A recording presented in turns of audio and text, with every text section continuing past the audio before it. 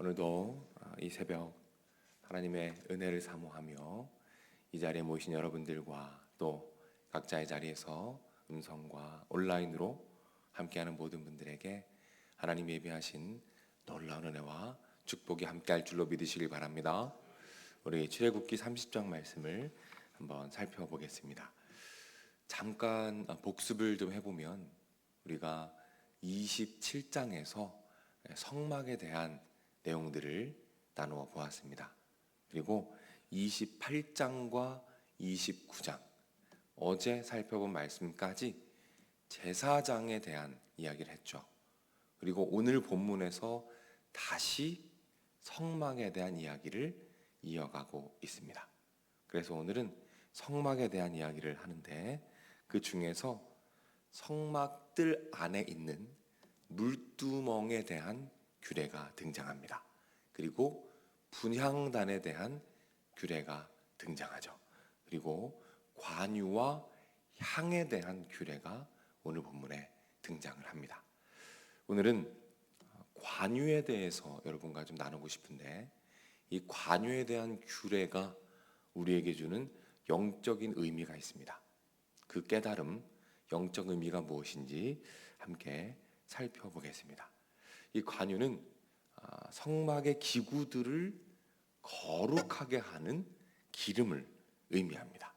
그리고 관유도 거룩하고 관유를 바른 것들도 거룩해지는 것을 볼 수가 있어요. 오늘 본문 25절인데요. 제가 필요한 부분만 읽어드릴게요. 그것이 거룩한 관유가 될지라. 무슨 뜻이냐면 이 관유가 거룩하다. 이 관유라는 것이 거룩한 것이다 라고 말씀하고 있습니다. 자, 그렇다면 이 관유가 거룩한 이유가 무엇일까요? 이 관유는 왜 거룩할까요? 자, 이 부분을 좀 고민해 볼 텐데 첫 번째로 아닌 것, 그 이유가 아닌 것을 살펴보면 이 관유를 만든 재료가 거룩하기 때문에 거룩한가? 자, 오늘 본문 23절, 24절에 보면 이 제조하는 방법이 나옵니다. 근데 자세히 살펴보면 특별하지 않아요. 특별히 거룩한 재료를 쓰고 있지 않습니다. 다시 말해서 재료 때문에 거룩한 게 아니다라는 것이죠. 그렇다면 왜 관유는 거룩한가? 자, 그 답이 22절과 25절에 있습니다. 제가 한번 읽어드릴게요. 22절입니다. 여호와께서 모세에게 또 말씀하여 이르시되, 하나님께서 말씀하셨습니다. 뭘 말씀하셨냐면 어떻게 이 관유를 만들지에 대해서 말씀해 주신 거예요.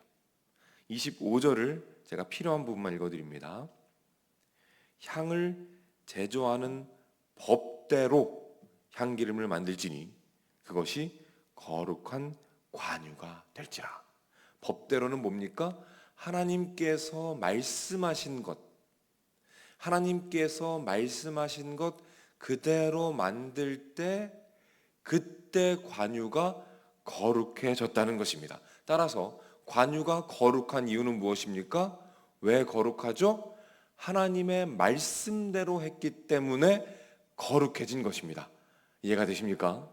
관유가 거룩한 것은 그 자체가 가진 거룩이 아니라 하나님이 말씀하신 대로 그대로 순종했을 때 그때 거룩이 이루어진다라는 사실이 되는 것이죠.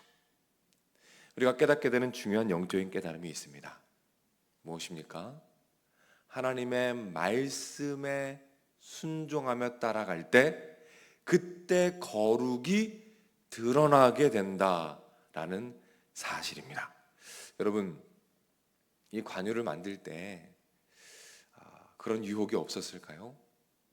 조금 저렴한 재료를 쓰고자 하는 마음, 조금 덜 넣고자 하는 마음, 조금 소홀히 말씀 그대로 하지 않고 조금 덜 하고 조금 편하게 하고 싶은 마음이 과연 없었을까요? 아니요, 있었을 것입니다. 그러나 하나님 말씀하신 그대로 법대로 하지 않을 때 거룩이 나타나지 않는다고 오늘 본문이 증거하고 있습니다. 사랑하는 여러분, 이 말씀이 오늘 우리에게 무엇을 의미할까요? 사랑하는 여러분, 우리 자체에는 죄송하지만 거룩이 없습니다. 그렇다면 우리 안의 거룩은 언제 드러납니까? 하나님의 말씀을 그대로 받고 그 말씀에 따라가며 순종하기 위하여 발버둥 칠 때, 그때 비로소 우리 안에서 하나님의 거룩이 드러나게 될 줄로 믿으시길 바랍니다. 여러분이 말씀을 붙잡고 살기 위해서 얼마나 노력하시는지 하나님이 잘 알고 계십니다.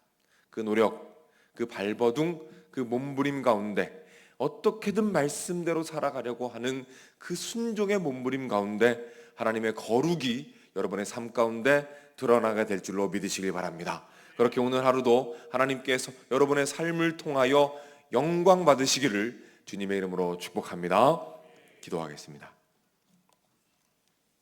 하나님 아버지, 주님께서 오늘 말씀을 통하여 관유가 하나님의 말씀대로 만들어질 때 거룩해진다는 것을 보여주셨습니다.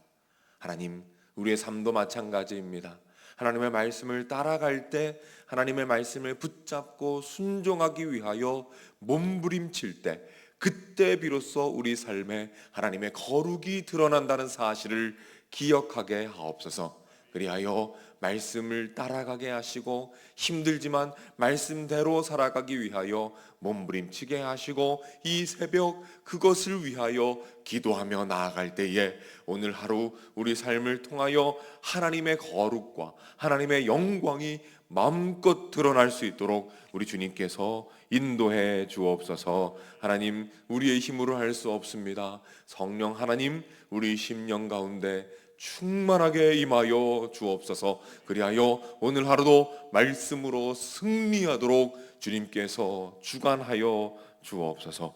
많은 기도의 제목들이 있습니다. 하나님, 하나님께 간구하며 주님께 올려드립니다. 우리에게 믿음을 허락하여 주옵소서. 하나님께서 우리의 기도를 들으시며 가장 좋은 것으로 채우실 것을 믿게 하시고 매일매일 일용할 양식과 일용할 은혜와 예수 그리스도를 구하며 하루하루 주님 앞에 나아가 주님을 만나고 채우시는 은혜를 경험할 수 있도록 주님께서 붙잡아 주옵소서. 육신의 질병을 치료하여 주옵소서. 사람이 치료할 수 없는 것을 하나님께 맡기오니 주님께서 친히 주관하시사 깨끗하게 치료하여 주옵소서. 마음의 질병들 치료해 주시고 영혼의 침체들 주님께서 회복시키셔서 하나님 마음껏 예배하는 영성과 은혜를 더하여 주옵소서.